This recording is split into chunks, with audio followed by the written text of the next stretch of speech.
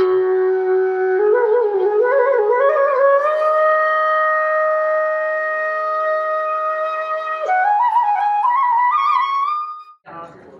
मैं आचार्य अनिल वत्स जी से अनुरोध करूंगी कि कृपया आके हमारा मार्गदर्शन कीजिए। अनिल वत्स जी। आप सभी का इस आध्यात्मिक सभा में, जहां पर ज्ञान की चर्चा, माध्यम चाहे कोई भी हो, हस्तरेखा हो, टैरो हो, जन्म कुंडली हो, प्रश्न कुंडली हो, या सीधा ही ऋषियों से प्राप्त ज्ञान आपकी प्रज्ञा शक्ति से, आपकी वाणी से प्रकट होता हो, ऐसी सभी विधाओं के पारंगत सभी तपोमयी चेतनाओं को, उनके तप को मैं नमन करता हूं और आपका हार्दिक अभिनंदन करता हूं। मैं अरविंद जी का, उनकी टीम का, जिन्होंने इतना भव्य आयोजन किया है, उनको बहुत बहुत बधाई देता हूं और उनको बहुत बहुत उनके इस प्रयास का स्वागत करता हूं। क्योंकि श्रोता हो तो वक्ता पैदा होता है। वक्ता होता ही तब है जब श्रोता होता है। श्रोता का अर्थ वो जो श्रुत ज्ञान का ललायित होता है। श्रुत ज्ञान। आज तो किताबें उपलब्ध हैं, पहले किताबें नहीं होती थी। सच तो ये उपनिषद पैदा ही तब हुए,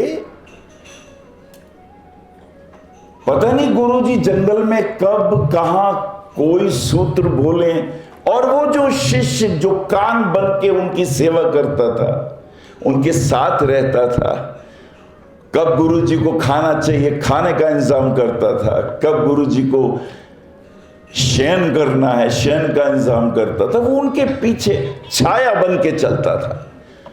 और पता नहीं गुरुजी कब उपदेश दे दें, और अगर ऐसे में वो खाने में उलझा रहे, ऐसे में वो बातों में उलझा रहे, तो वो ज्ञान तो नहीं मिलता ना।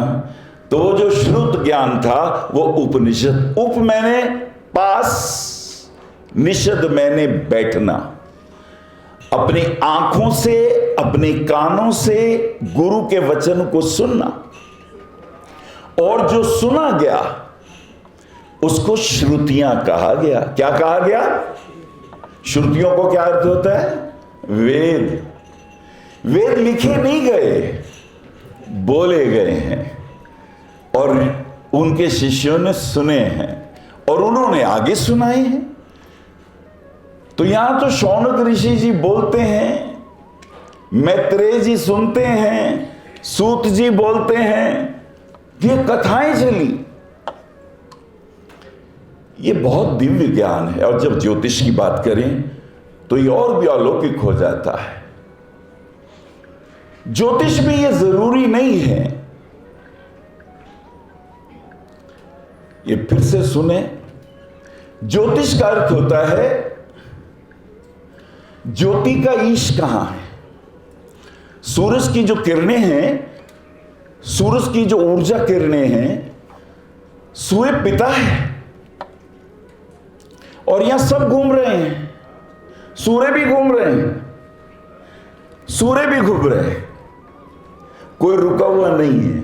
इस ब्रह्मांड में कुछ भी रुका हुआ नहीं है, सब परिभ्रमण के सूत्र में चल रहे हैं। परिभ्रमण परिभ्रमण। बड़े सूर्य के आसपास छोटे ग्रह परिभ्रमण कर रहे हैं, और जो बड़ा सूर्य है वो किसी और बड़े सूर्य का परिभ्रमण कर रहा है। ये काल चक्र है, और उससे गतियां, उससे ऊर्जाएं ब्रह्मांड में जा रही हैं। ऋषियों ने उन ऊर्जाओं को समझा, और उन ऊर्जाओं को समझने के बाद उन्होंने देखा कि इनका प्रभाव कहां कहां पड़ता है। तो उन्होंने देखा कि ये जो अंतरिक्ष है इसे ख कहा जाता है, इसलिए उसे कहते हैं खगोल। ख अंतरिक्ष गोल है। जब अंतरिक्ष गोल है तो उसमें ये पृथ्वी भी, भू पृथ्वी गोल, ये भी गोल है। यत् पिंडे तत् ब्रह्मंडे, जो वहां प्रभाव उन रश्मियों का है वो प्रभाव इस पूरे ब्रह्मांड के ग्रहों पर है, स्वभावतः पृथ्वी पर भी है तो हम पर भी है। 5 तत्वों से बना हुआ ये सारा का सारा ब्रह्मांड, उसके अलावा और भी तत्व हैं, लेकिन हम अपनी बात करें 5 तत्वों से बने हुए हम लोग।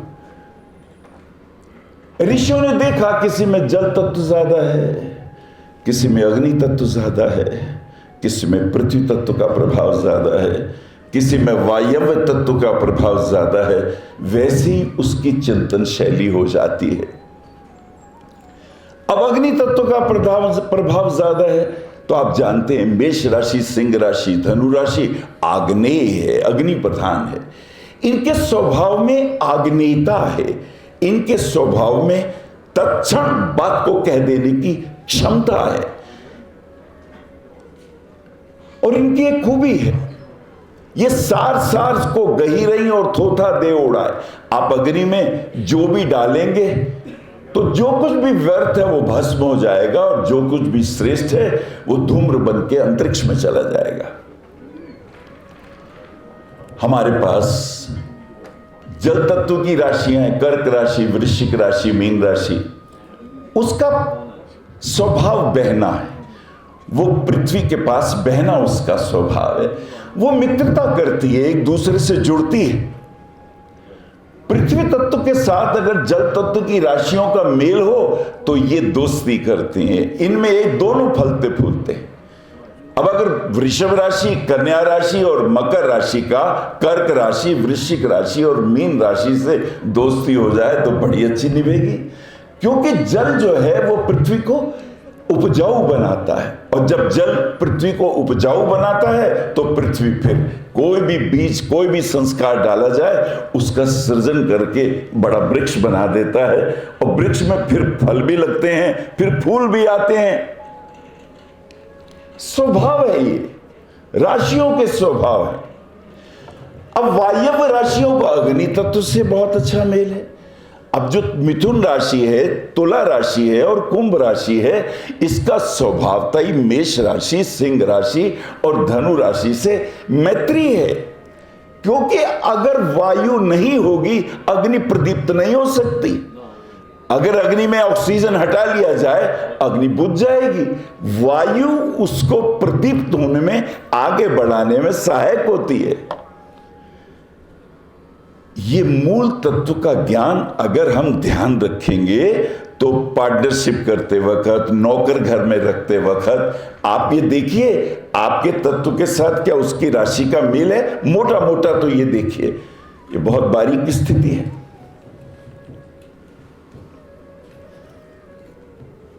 और ये भी सही है कि ये जो राशियां हैं इनके भीतर भी चमत्कार है।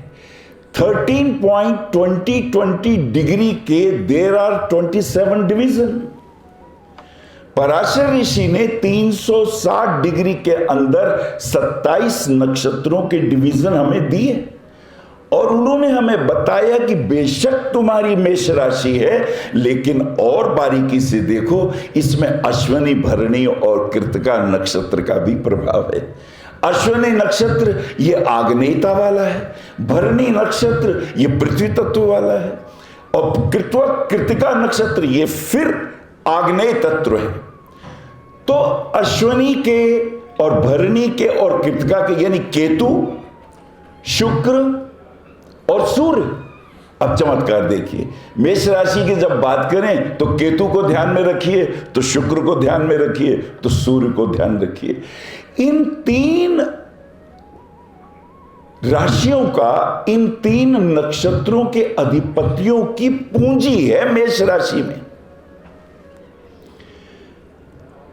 अब ऐसे ही अगर हम वृषभ राशि की बात करेंगे तो उसमें कृतिका है, रोहिणी है और मृगशिरा है, उनके चरण के हिसाब से। अब कृतिका में सूर्य भी है, चंद्रमा भी है और मंगल भी है। तो जो वृषभ राशि के जातक होंगे उसमें चंद्रमा जैसी सौम्यता भी होगी, सरसता भी होगी, काव्य की प्रतिभा भी होगी, बात करने में बहुत मैत्रीपूर्ण रवैया भी होगा। लेकिन सूर्य का तेज भी है उसके पास, कृतिका नक्षत्र का सूर्य का तेज भी है और चंद्रमा की सौम्यता भी है, और मंगल का अटैकिंग आगे बढ़ के खेलना। द्रविड़ को जब बॉलिंग करोगे वो बैकफुट में खेलेगा, वो बैकफुट में ग्लांस करेगा, लेकिन अगर तुम सहवाग को भेजोगे वो आगे निकल के डबल स्टेप से मारेगा। तो ये कहां से आती है ये प्रतिभाएं? ये जो तुम्हारी राशि के नक्षत्र, अब तुम्हारा किस नक्षत्र में जन्म हुआ है, बहुत बारीक देखना हो तो मेष राशि में नक्षत्र भी देखो। क्या केतु के नक्षत्र में हुआ, अश्विनी नक्षत्र में हुआ है, तो स्वभावतः इस व्यक्ति के अंदर एक नेचुरल प्रतिभा है। कभी नक्षत्रों पे बोलूंगा तो मैं आपको बताऊंगा किस नक्षत्र में दैवीय गुण क्या छिपे हुए होते हैं। ये बहुत कीमती टॉपिक होगा, पर आज मेरा मन कुछ और बोलने का है। अभी राजा जी के पास से भी आए हैं, कुछ वहां की भी बातें रह गई हैं, कुछ वो भी बोलूंगा। देखिए, केतु का नक्षत्र जो अश्विनी है, ध्यान रखिए, अश्विनी नक्षत्र सूर्य जब उच्च का होता है तो मेष राशि में होता है, मेष राशि में होता है, और मेष राशि में होने पे केतु का नक्षत्र चाहिए, तब सूर्य को उच्चता प्राप्त होगी। और दूसरी बात जो बहुत समझने की है, इस नक्षत्र के देवता अश्विनी कुमार हैं। अभी पूरी तरह हम बात नहीं कर पाए, अभी हम राशि की बात समझते हैं तो नक्षत्र की बात समझे, नक्षत्र की बात समझते हैं तो नक्षत्र के स्वामी की बात समझे, स्वामी की बात समझे तो ग्रह के अधिपति की भी बात समझे। इसमें भी बहुत परिवार छिपा हुआ है। अब जैसे अश्विनी नक्षत्र में जो व्यक्ति का जन्म होगा, स्वभावतः अश्विनी कुमार, उसके देवता उसके अंग संग चलते हैं, और इनमें खूबी होती है। ये व्यक्ति अगर बीमार होंगे तो बहुत जल्द ठीक हो जाएंगे। They are god gifted. उनके देवता कौन है? अश्विनी कुमार। और अश्विनी कुमार देव चिकित्सक है, इनकी एक खूबी होती है। ऐसे ही भरणी नक्षत्र के देवता यम है। रोहिणी नक्षत्र के जो देव हैं, जो इन्हें अंत में संभालेंगे, वो ब्रह्मा जी हैं। आपको हर नक्षत्र के अधिपति, उसके चरण के अधिपति, उसके राशि के अधिपति, नक्षत्र के देवता के अधिपति, सबकी फैमिली बना के तब आएगा ज्योतिष। अगर पूर्ण पीएचडी करनी हो तो ये बहुत गहरा विषय है, इतनी आसानी से प्रिडिक्शन नहीं होते। इशारे के लिए मैंने आपको ये बात कही। अभी हम लोग दतिया में थे, दतिया में हमें बुलाया गया। रावत जी मेरे साथ थे, मेहता जी भी मेरे साथ थे, और बहुत से मित्र थे। वहां पर कोई विद्वान बोल रहे थे, मुझे रावत जी की वो बात अच्छी लगी कि हम ज्योतिर्विदों में मत चाहे अलग अलग हों, कहने का ढंग चाहे जुदा जुदा हो, लेकिन हमारे भीतर आत्मा रूपी सूर्य तो एक ही है, चंद्रमा रूपी मन तो एक ही है, वाणी के कारक बुध तो एक ही हैं, ज्ञान के प्रसारक बृहस्पति तो एक ही हैं, वीर के संवाहक शुक्र तो एक ही हैं, दुख सुख की अनुभूतियां कराने वाले शनिदेव तो एक ही हैं, विपरीत परिस्थितियों में भी ना चूकने वाले, असंभव को संभव कर देने वाले राहु जैसा विपरीत परिस्थितियों में भी जूझने की क्षमता देने वाले व्यक्तित्व तो हमारे बीच में ही है। और अंत में संसार की असारता देखकर स्वयं को उससे मुक्त होने की अभिलाषा केतु भी हमें देते हैं। तो ये सब नवग्रहों के तेज हमारे भीतर हैं। सवाल ये नहीं है कि तुमने जो कहा वो ठीक निकला कि नहीं निकला। तो 100 बार हमने ठीक बोला, तब तो तुम नहीं बोले आके कि गुरुदेव आपकी ये बात सही निकली। बहुत सी भविष्यवाणियां करी हमने। अभी हमने योगी जी की भविष्यवाणी करी थी कि आपकी 275 के आसपास सीटें आएंगी।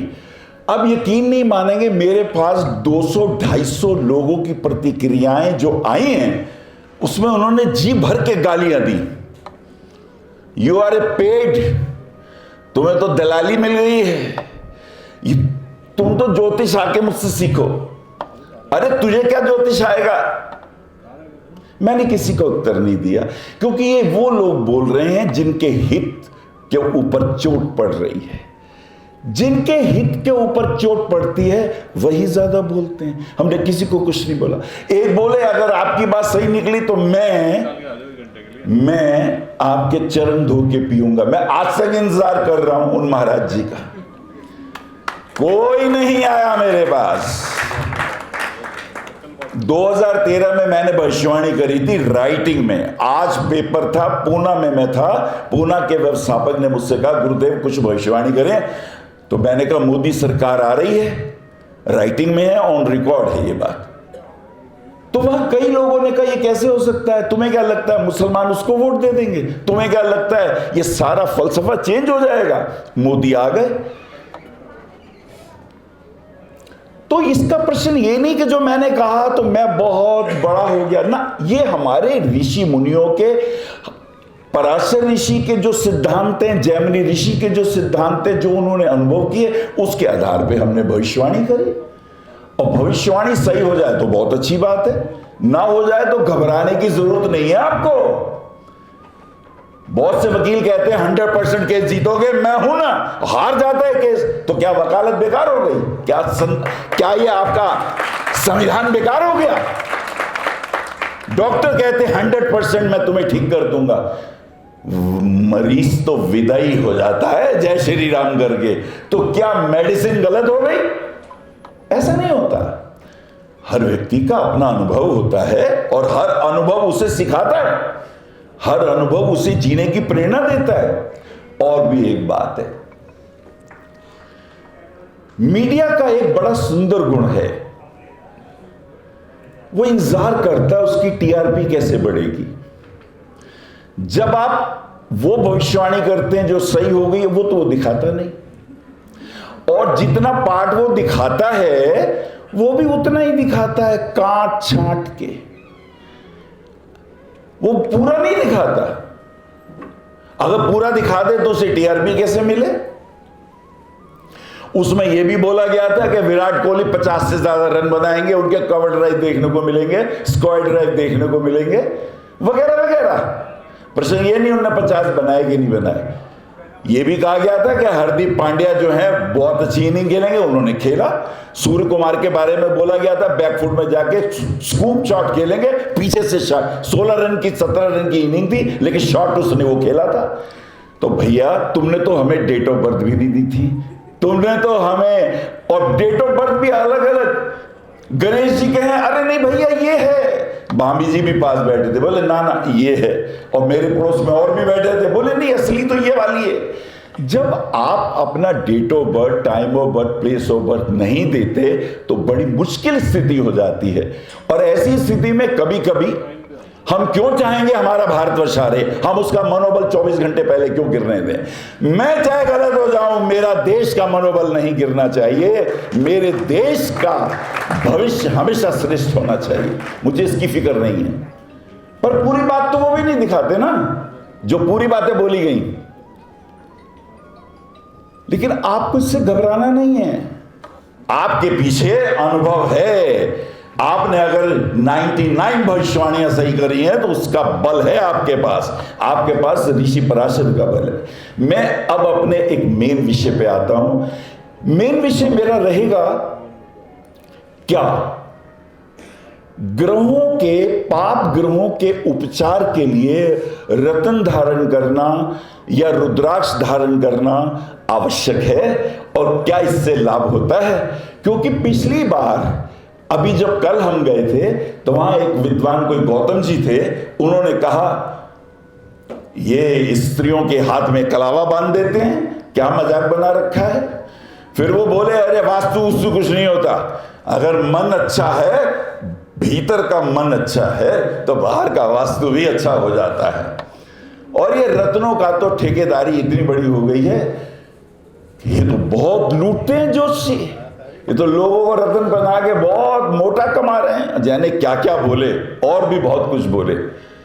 तो कुछ बातें तो रावत जी ने वहां कवर करी, उन्होंने उसे बताया कि भाई वास्तु में क्या होता है, और रत्नों के बारे में भी बताया।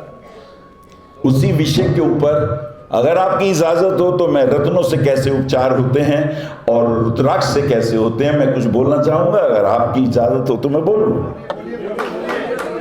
सबसे पहले ये देखिए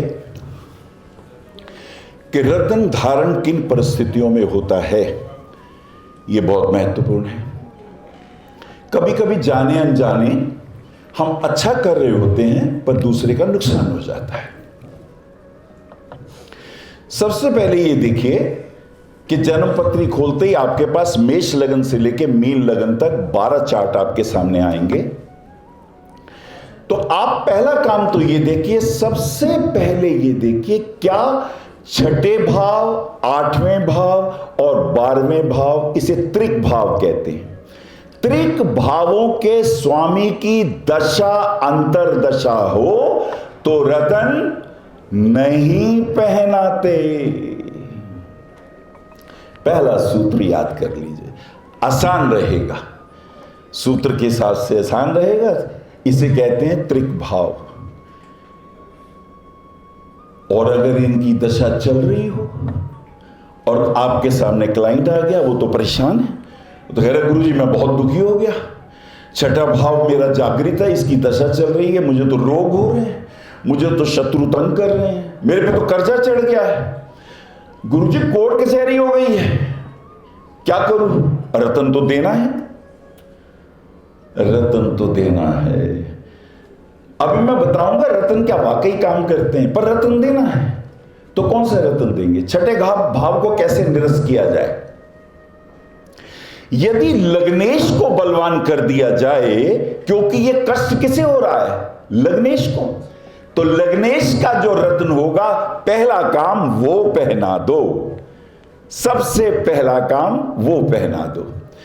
और अगर आप ही को गुरुजी अगर लग्नेशी, षष्ठेश और अष्टमेश भी निकल आए तो भी मत घबराओ, क्योंकि लग्नेश का बल ज्यादा है।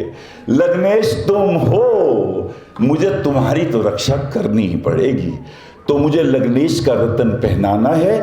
फिर अब छठे भाव को कैसे पराजित किया जाए? अब देखो, जन्म कुंडली का यदि लग्नेश तुम हो तो तुम्हारा हानि स्थान कौन है? बताओ, लग्नेश का हानि स्थान कौन है? हाथ उठा के बोलो ना। 12वां, बिल्कुल ठीक कहा, ऐसी बोलो, गरज के बोलो। तो 12वां भाव हानि का है, यानी लग्नेश की हानि 12वां भाव करता है। तो छठे भाव का 12वां भाव कौन सा हुआ? बोलो, 5वां। तो इसकी अगर हानि करनी हो तो पंचम का रतन पहना दो। तो लग्नेश और पंचमेश का रतन धारण करने से क्या होगा? छठे भाव के ऊपर मेरे 2 मित्र मेरे साथ आ गए। आसान हो गया ना सूत्र, कोई दिक्कत तो नहीं हुई। और अगर 12वें भाव की दशा चल रही हो, 12 भाव की दशा चल रही हो, गुरुजी मत पूछो, शरीर भी रोगी नहीं, बहुत परेशान है, हॉस्पिटल के चक्कर काट रहा हूं, बीवी से लड़ाई झगड़े हो रहे हैं, क्योंकि वो घर हमारे शैया सुख का है, पति पत्नी के साथ प्रेम पूर्वक रहने का है 12वां भाव। गुरुजी वो पाप प्रभाव में आ गया, अब क्या करें? तो उसकी हानि कौन करेगा? उस 12वें का हानि का भाव कौन सा है बताओ? 11वां। तो चलो 11वें का रतन धारण कराओ। 12वें के बल को न्यून करने के लिए ऋषि पराशर, देखो ध्यान से सुनना, ऋषि पराशर रत्नों की बात नहीं करते। ऋषि पराशर ने रत्नों की बात नहीं करी है, लेकिन रत्नों की बात किसी और ऋषि ने की है, बताऊंगा आपको। 12वें भाव को परास्त करना हो तो 11वें भाव जो कि 12वें का हानि स्थान है, उसका रतन पहना दो। और लग्नेश को तो बलवान करना ही करना है। लग्नेश का रतन और 12वें भाव का रतन, 11वें भाव का रतन पहनाने से 12वां भाव को हम कमजोर कर सकते हैं, ठीक है। और अगर अष्टम भाव प्रभावित हो गया हो तो क्या करें? तो क्या करें? अभी रावत जी ने एक बात कही और आपने भी कही एक बात कि अरे गुरुजी लग्नेश और सप्तमेश तो वैरी होते हैं, ये तो शत्रु होते हैं, अब क्या करें? तो लग्नेश का रतन तो पहनना ही पहनना है। लग्नेश का रत्न तो पहनना ही पहनना है। अब अगर मैं सप्तम भाव का रत्न पहना दूंगा तो ये तो सच है अष्टम भाव को मैं कमजोर कर दूंगा, ये तो सच है। हाँ, सप्तमेश के साथ पति पत्नी के संबंधों में, व्यापार के संबंधों में कुछ उलझने बढ़ेंगी, उसकी टेंशन ना लो, लेकिन अष्टमेश जो तुम्हें मारक प्रभाव दे रहा है उससे तुम्हारा बचाव हो जाएगा। और यदि ऐसी स्थिति में तुम रुद्राक्ष भी पहन लो, रुद्राक्ष, यहां आते हैं शंकर जी, वो कहते हैं मैं महाकाल हूं, हर प्रकार के अरिष्ट अनिष्ट के ऊपर मेरी शक्ति काम करती है। वो कहते हैं त्र्यंबकं यजामहे सुगंधिम पुष्टिम वर्धनम उर्वारुकमेव बंधनात् मृत्योर्मुक्षीयमामृतात्। मैं तुमको अभय दूंगा। ये फाइनल डिग्री, जैसे किसी को फांसी की सजा हो जाती है तो फाइनल शक्ति किसके पास है? राष्ट्रपति के पास, वो उसे माफी दे सकता है। ऐसे ही भगवान शिव का रुद्राक्ष पहना दीजिए। अब रुद्राक्ष पहनाने का भी एक बड़ा प्यारा नियम है, लग्नेश का, पंचमेश का और नवमेश का आप तीनों के रुद्राक्ष पहना दीजिए। लग्नेश से आयु बढ़ जाएगी, लग्नेश से उसको मान प्राप्त होगा, उसे यश प्राप्त होगा, उसे सम्मान प्राप्त होगा, और नवमेश से उसके भाग्य, उसके पितरों के, उसके पैतृक आशीर्वाद जागृत हो जाएंगे। और पंचम भाव का पहनने से उसके पूर्व जन्मों की वो इच्छाएं जो पूरी नहीं हुई, अतृप्त वासनाओं को पूर्ण करने की अभिलाषाएं जो अतृप्त रही, वो पंचम भाव का रुद्राक्ष धारण करने से पूर्ण हो जाएंगी।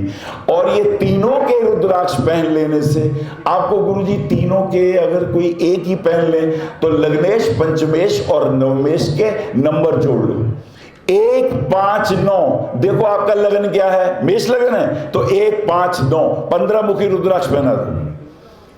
2 6 10 सबको जोड़ो, 18 मुखी रुद्राक्ष पहना दो। ये उन स्थितियों में जब अष्टमेश जागृत हो, जब द्वादशेश जागृत हो और आप पे पास कोई उपाय ना होता हो। तो आज आपने सीखा छठे, 8वें, 12वें भाव के अगर पाप ग्रहों के प्रभाव हो तो रत्नों से उसे कैसे शांत करते हैं। ऐसे हर भावों के अलग अलग हैं। अब जैसे त्रिखड़ाए 3 6 10 और 11वां भाव, 3 6 10 और 11वां भाव, इसे त्रिखड़ाए कहते हैं। त्रिखड़ाए के भी दशाएं, अंतरदशाएं कष्ट तो देती हैं, परेशानियां तो देती हैं। तो इन दशाओं का भी यही सूत्र है, यही सूत्र है। अब त्रिखड़ाए को दूर करना हो तीसरे भाव का तो उसका हानि स्थान द्वितीय भाव हो जाता है। अगर छठा भाव तंग कर रहा हो तो पंचम हो जाता है। अगर 10वां भाव तंग कर रहा हो तो भाग्येश का नवम हो जाता है। उसका एक एक भाव पीछे का ले लो, उससे क्या मिलता है? आपको बल मिलता है। लेकिन लग्नेश का रत्न जरूर धारण करें। ये एक सूत्र है जिसे हमने अपने काफी वर्षों से आजमाया, और इस आजमाने से कुछ नुकसान भी हो जाते हैं छोटे मोटे, लेकिन फायदे बहुत होते हैं। तो इस सूत्र को अपनाने से फायदा होता है। अच्छा, अगर हम ये कहें गुरुजी नुकसान भी ना हो तो चलो पराशर ऋषि के पास चलते हैं। वो कहते हैं पूर्व जन्म कृतम पापम व्याधि रूपेण बाध्यते। पूर्व जन्मों में किए हुए जो कर्म होते हैं वो इंसान को बहुत प्रकार की व्याधियां देते हैं। तत्शांतम, उसकी शांति के लिए प्रथम औषधम, पहले औषधि लीजिए। द्वितीय होमम, यज्ञ करिए। तृतीय रत्न धारणम, दानम जो सुरार्चनई। ये 5 प्रकार के उपाय बताए गए हैं। यानी औषधि का सेवन लीजिए, औषधि के सेवन के बाद आप होम यज्ञ करिए। यज्ञ चिकित्सा एक अपने में बहुत बड़ा लेक्चर है। कभी हुआ तो मैं हवन चिकित्सा पे बोलना चाहूंगा कि नवग्रहों की 9 लकड़ियां और 9 लकड़ियों के साथ देसी घी के साथ साथ अलग अलग चीजों का जब मिश्रण करके हम आहुति देते हैं तो कौन कौन सी गैस निर्मित होती है, और कौन सी गैस निर्मित होती है तो वायुमंडल ठीक होता है। वायुमंडल ठीक होता है तो पर्जन्य पैदा होते हैं, पर्जन्य यानी मेघ, और जब मेघ पैदा होते हैं तो वर्षा होती है। तो ये एक अलग यज्ञ चिकित्सा का सूत्र है, पर आपको मैंने इसलिए होम बताया कि ये एक बहुत बड़ा उपाय है। किसी को तपेदिक हो गई हो, किसी के लंग्स में इंफेक्शन हो गया हो, कोई दवाई काम नहीं करेगी। ऐसे में तो यज्ञ ही काम करेगा। क्योंकि यज्ञ से क्या होता है, जब आप कोई दवाई लेते हैं, जब जल से कोई दवाई लेते हैं तो पेट में जाती है, जब पेट में जाती है तो सिर्फ आप ही ठीक होते हैं।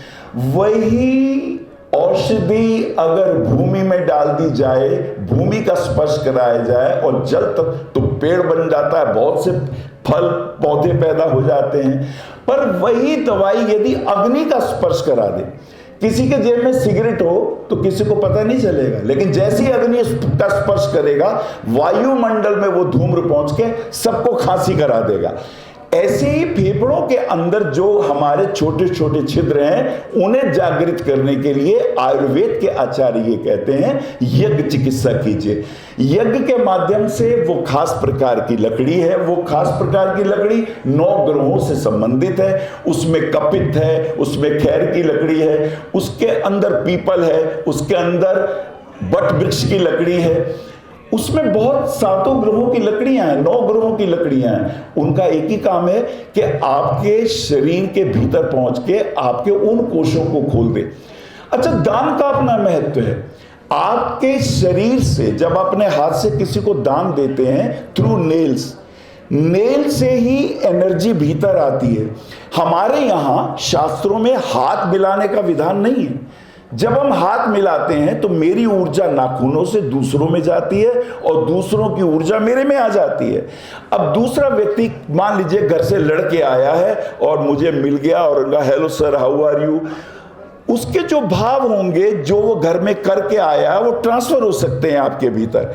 अगर वो व्यक्ति किसी को मार के आया है, किसी को गाली दे के आया है, किसी का अपमान करके आया है और उसे कहा हेलो सर, हाथ मिला दिया, हाथ मिलाने का विधान हमारे यहाँ नहीं है। हमारे यहाँ क्या विधान है कि दोनों हाथ जोड़ के ये सब पॉइंट जोड़ लिए और ये अंगूठा हृदय के पास आता है। भैया तू अपनी अपने पास रख, मेरी मेरे पास है। मैं जो सात्विक उपाय कर रहा हूं, माता पिता के चरण छू रहा हूं, मेरे जो आशीर्वाद है वो मेरे पास रहने चाहिए। मैं दूसरे की नेगेटिव एनर्जी क्यों लूं?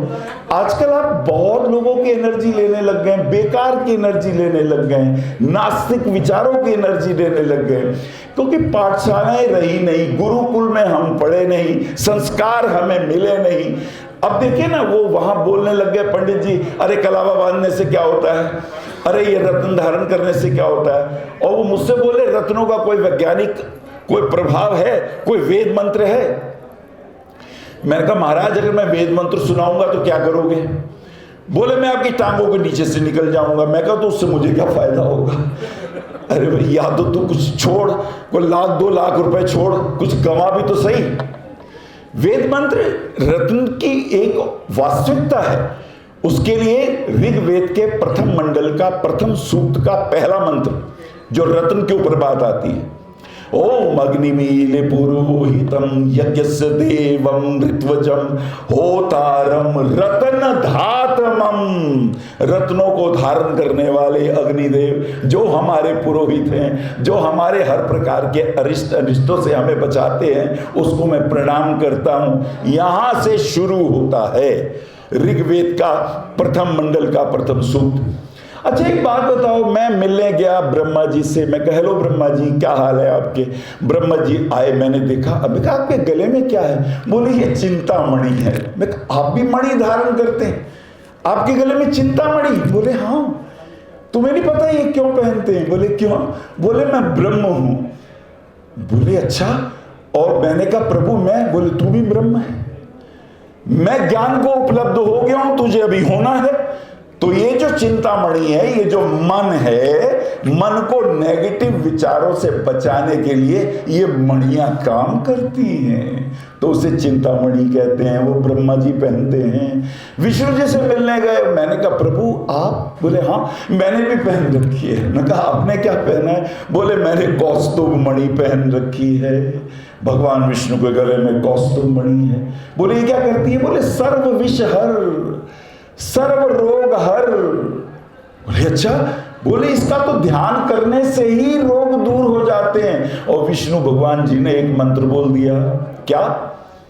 अच्युत अनंत गोविंद नाम उच्चारण भेष जात नश्यन्ति सकल रोगा सत्यम सत्यम वदाम्यहम्। 2 बार सत्य बोला विष्णु भगवान ने। कि जो अच्युत अनंत गोविंद का नाम लेगा, हाथ में जल लेके और कोई भी औषधि का सेवन करेगा, वो कहते हैं नश्यन्ति सकल रोगा, मानसिक रोग, शारीरिक रोग, दैविक रोग, दैहिक रोग, आध्यात्मिक रोग और दूसरों के भेजे हुए नेगेटिव रोग, ये सब दूर हो जाते हैं। तो रत्नों की तो बड़ी बात है, रत्न कोई छोटी मोटी चीज नहीं है। तो रत्नों का भी अपना विज्ञान है। रुद्राक्ष तो और भी बड़ी चीज है। रुद्राक्ष की रेखाओं के बारे में कभी अलग से बोलूंगा, लेकिन रुद्राक्ष बहुत कीमती है। आप 14 मुखी रुद्राक्ष किसी को भी पहना दीजिए, लग्नेश, पंचमेश और नवमेश का रुद्राक्ष पहनाइए, उसके अरिष्ट अनिष्ट दूर होते हैं। आपने मेरी बातों को बहुत प्रेम से सुना और मुझे अच्छा लगा आपको संबोधन करते हुए। मैं बहुत बहुत अनुग्रहित हूं और आपका हार्दिक धन्यवाद करता हूं। आप आचार्य श्री अनिल वत्स जी के आध्यात्मिक प्रवचन, ध्यान व ज्योतिष संबंधी मासिक राशिफल फेसबुक, यूट्यूब, www.astroanilvats.com पर भी देख सकते हैं। For appointment, Bhavishya Kathan, Monday to Saturday, 11 a.m. to 6 p.m., BE 279, Street number 6, Harinagar, New Delhi 110064. Phone number 98917 39999 98181 89993 981 088 7002 886-000-6030. Website www.bhavishyakathan.com. Acharya Anil Vats @gmail.com.